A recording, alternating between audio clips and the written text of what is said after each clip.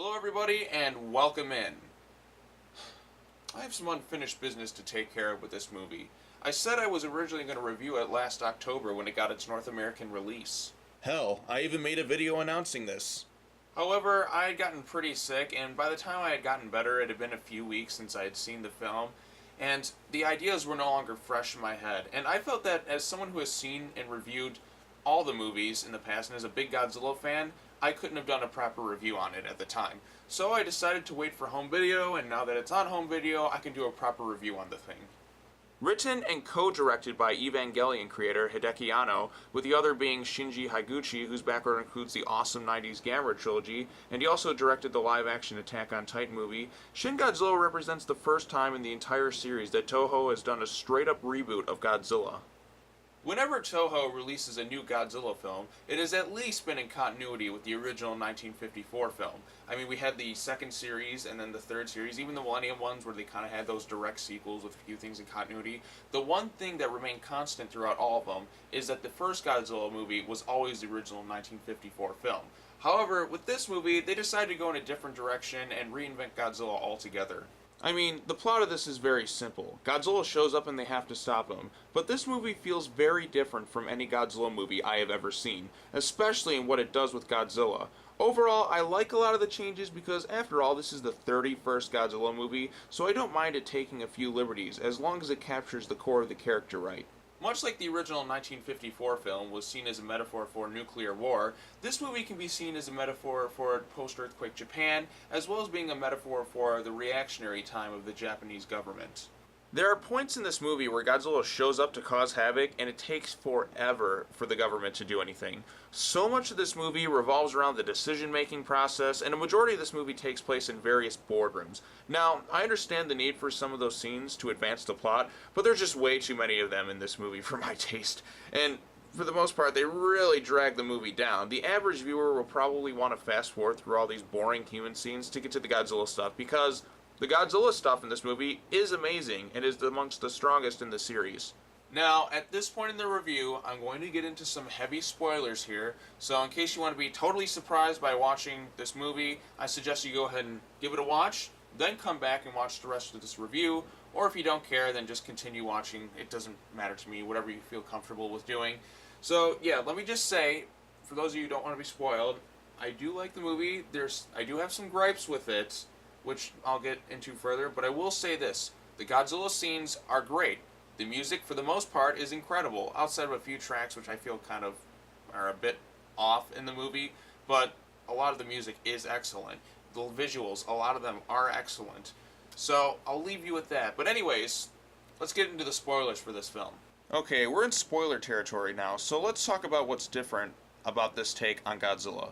Well, for one thing, he evolves in the movie. Much like a Pokemon or a character from Dragon Ball Z, in total there are 5 confirmed forms of Godzilla. In Godzilla's first form, he's just kind of a tail that's in Tokyo Bay, before he makes himself known in his second form when he makes landfall. And, well, just look. What the hell is that? I mean, look at this thing. I don't know whether to be horrified by what I see or laugh my ass off. The design is just so off-the-wall ridiculous. Not to mention, as far as the CGI goes from this form, it's pretty bad. Thankfully, he's not in this form too long and quickly evolves into his third form. And I will say, as Godzilla continues to evolve into his other forms, the CGI does get better, which is a good thing. Because if it looked like this for the majority of the movie, I'd be like, oh my god, this is just total shit. Thankfully it gets better. Eventually, Godzilla finally emerges into his fourth form after all those weird transformations, and I must say, I do like the new design here. It's a nice and eerie looking update. It's reminiscent of the original 1954 design, and Godzilla comes across as being truly menacing in this form. However, if I had to nitpick the design, I will say I think his arms are just a bit too small, and I think his tail is just a little bit too long. But overall, I'm pretty pleased with the design. I like how he kind of glows a bit, like Burning Godzilla from Godzilla vs. Destoroyah. Godzilla's first appearance in his main form is great. As soon as I heard that classic Toho music, it immediately won me over. Watching this movie in the theaters last year was truly a special moment for me, because it was the first time that I actually saw a true Toho Godzilla movie on the big screen. Not to discredit like anything that they did with the legendary 2014 Godzilla movie, but that was done by an American studio. This is Toho. This isn't Godzilla's native Japanese language, so it was kind of special for me. Although I do consider Godzilla 2014 a true Godzilla movie, but there is something special about seeing a Toho movie on the big screen for the first time. You know what I mean? Now, at this point in the review, I kind of want to skip ahead to my favorite part of the entire movie. It's the scene where Godzilla first uses his atomic breath. It's in my top 5 favorite scenes in the entire Godzilla series. The visuals and the music in the scene are incredible. I like how the musical score is being told from the perspective of Godzilla. It truly is haunting and reminds me a lot of the first Godzilla movie, witnessing all the destruction that he causes. I also really love the purple atomic breath. I love the way it looks, how it kind of splits open like a snake. It looks great, especially against the backdrop of the night and the skyline of the city. However, that's not all that we get in the scene. We also get to see a new ability that Godzilla has never used before, and that's when he starts shooting lasers out of his back. The first time that I saw him do this in the theater, I knew I took out my drink. What the hell is that? How can he do that? What's going on? On the one hand, it looks pretty awesome. However, the atomic breath is special. It's one of Godzilla's trademarks. Having him shoot lasers out of his back makes his atomic breath seem less significant. What's next? He's gonna start shooting his atomic breath out his ass or his tail or something like that?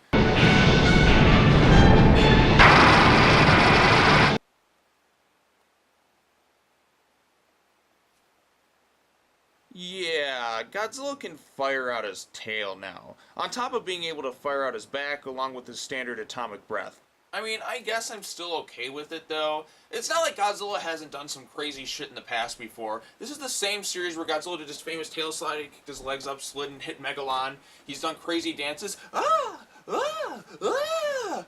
what else has he done? He's traveled to another planet, he's talked at one point, and fucking A, he started to fly before. He took flight in Godzilla vs. Hedorah. He just started flying across the screen and like, what? I mean, this is the 31st film in this series. The 31st. I'm okay with them taking a few liberties, as long as I get the core Godzilla stuff done well enough for me. You know what I mean? As long as it's cool. I guess I'm okay with it. So, yeah, go ahead, act crazy, I don't care. Anyways, after the scene where Godzilla lays waste to the entire city, the United Nations authorized the use of thermonuclear weapons to wipe Godzilla out completely. In order to prevent a third bomb being dropped on Japan, as in a nuclear weapon, because you had Hiroshima and Nagasaki, obviously, Japan decides that they're going to try and freeze Godzilla using some sort of coagulating agent. The plan is unique for a Godzilla movie. Not necessarily the freezing part, as they did that in Godzilla vs. Destoroyah, but how they go about doing it. The first part of their plan involves getting Godzilla to deplete as much of his atomic radiation as possible, using drones and such. Then afterwards, they have to trap Godzilla under some buildings and shoot their load of coagulant into Godzilla's mouth. Wait, that sounded kind of dirty. Did I really just write that? Oh well, I'm keeping it in there. In the end, Godzilla gets frozen and everybody seems happy. However, the movie doesn't end with just Godzilla being frozen. Instead, we get this final shot that just, you know what, just look.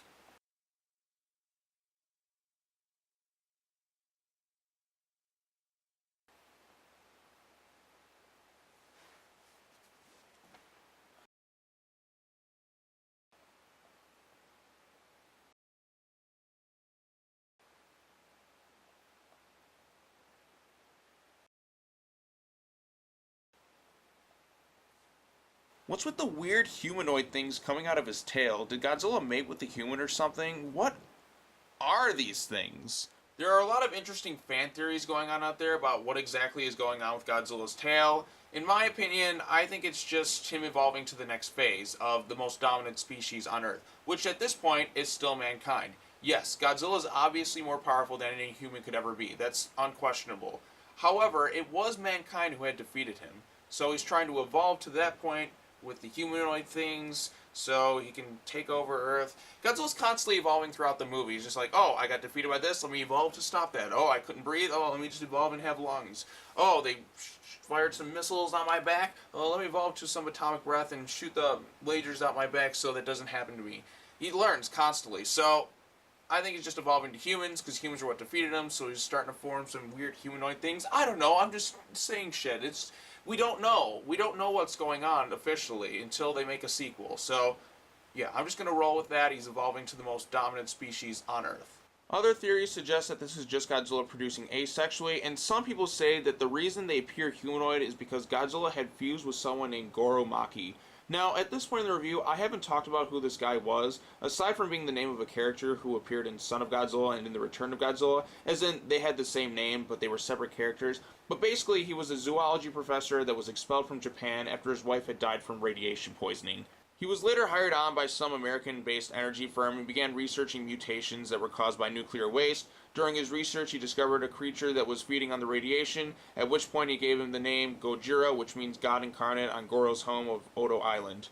For those of you who don't know, Odo Island was the location in the original 1954 film where Godzilla made his first appearance. Just wanted to say that. Thought it was a nice callback, so thought I'd mention that. Moving on. Anyways, the energy company learned of Goro's research and prevented it from being published, at which point the creature was given the English name of Godzilla. Then, going back to the beginning of the movie, it was revealed that the abandoned yacht found in the harbor where Shin Godzilla makes his first appearance in his first form had belonged to Goro. At this point, Goro Maki has disappeared. He left his little slippers, a little origami piece, a little note. Is it a coincidence that Shin Godzilla makes his first appearance where Goro made his last? Did Shin Godzilla absorb it and they formed one being of sorts? Who the fuck knows, but it's fun to speculate. Now, outside of that, I'm not sure what else I should talk about in this movie. In terms of its strengths, the movie has some great Godzilla scenes, great music, there are a couple of funny moments and some haunting visuals, and it does leave the door open for some very interesting ideas that they can explore in the sequel, including what exactly is going on with Godzilla's tail. In terms of negatives I have with this movie, some of the CGI looks like total shit. I understand they don't have as much money as, say, Legendary Pictures, but they could have done a better job with some of Godzilla's earlier forms.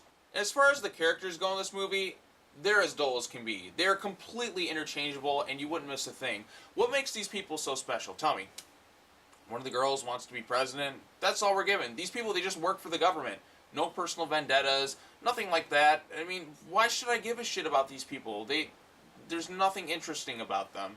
They are never involved in any scenes of peril or danger, and they mostly just watch from a distance as they try and figure out how to stop Godzilla. I'm sorry, but that's just boring to me. There's nothing interesting about these characters. Do something with them. Put them in peril. Kill some of them off. Give them more motivation. Well, what's their background like? What drives them to be working in the government today? You know, something instead of just fucking boardroom scenes. That's all this movie mostly is goddamn boardroom scenes where it's like, oh, we gotta approve this. No, we need this sign up here. Let's move to another location. Oh, are we ready to strike, sir? Wait, no, person there, we need another approval from someone, so go into another room. Wait! I forgot my coffee. We gotta all go back. Oh, we gotta fill this out. Oh, no, this policy, boardroom scenes talking about the approval process, talking about this, talking about their fucking tax forms, whatever. It's just, oh my god, it just goes on for so goddamn long. You're just gonna be sitting there bored out of your mind. I mean, I was kind of bored, like, in those parts. Thank God the Godzilla scenes are so good in this movie. Because if the Godzilla scenes were, like, dull in this movie, then there wouldn't be a reason to care about Shin Godzilla. But yeah, the Godzilla scenes, thank you, Godzilla, for at least being good in this movie. Thanks for being amazing. I'm sorry you have to share the screen with these boring, uninteresting characters. I'm very, very sorry. But yeah, these are the dullest characters in any Godzilla movie I've ever seen. I can't stand them. There's just nothing to them. I'd rather have, like, annoying than just nothing. And that's what these people are in this movie. Nothing. They just suck. The only character I kind of enjoyed is the one guy who's, like, didn't like his noodles because they were soggy, thought his job would be difficult. And then there's another guy who just reacts. He's like, when he discovers something, he's like, oh! Oh! Why couldn't the movie have been about those two? Instead, we're stuck with this guy and that guy and that girl and nothing. Just nothing interesting.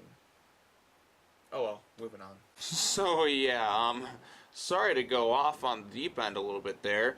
But yeah, Shin Godzilla really lacks in strong human characters, but it does a good job where it counts, and that's in its Godzilla content. If you are willing to sit through some pretty boring human scenes, then I think you will really enjoy this movie. The film does a great job of taking the character of Godzilla in some interesting new directions. I really hope to see a sequel to this movie sometime soon where we can dive even further into its craziness. And that concludes my review of Shin Godzilla. Whew. Finally glad to be done with that. But anyways, yeah, almost a year later after I announced I was going to review it, And now it's time to put this to bed and don't really have to talk about reviewing Shin Godzilla anymore because now it's done. So I hope you enjoyed this review. I'm sorry I went off on a little tangent at the end there and just kind of got off track, but sometimes when you're in the middle of making these things, you just go off and like, yeah, that really did kind of piss me off, or you just do something with it. But yeah, I hope you enjoyed the review. Comment below what you thought of the movie. I will be reviewing the Godzilla anime whenever that comes out. I think it's coming straight to Netflix sometime in November. But yeah, that's the next Godzilla movie I'll be reviewing. And yeah, looking forward to that one. Be sure to check out Shin Godzilla if you can, because as much as I gripe there about a lot of the human characters, the Godzilla stuff is so good in this movie that I'm willing to sit through it. If not, I can just, look at my phone and do something else while some of that other stuff is going on and maybe just skip ahead, because I've rewatched the Godzilla scenes in this movie so much that they're worth it, even if as dull and uninteresting as the characters are. I mean, it doesn't take too long for Godzilla to do stuff, so at least that's good. But yeah, let me know in the comments below what you thought of Shin Godzilla. Be sure to comment, like, subscribe. Thank you for watching, everyone, and have a good day. Peace out.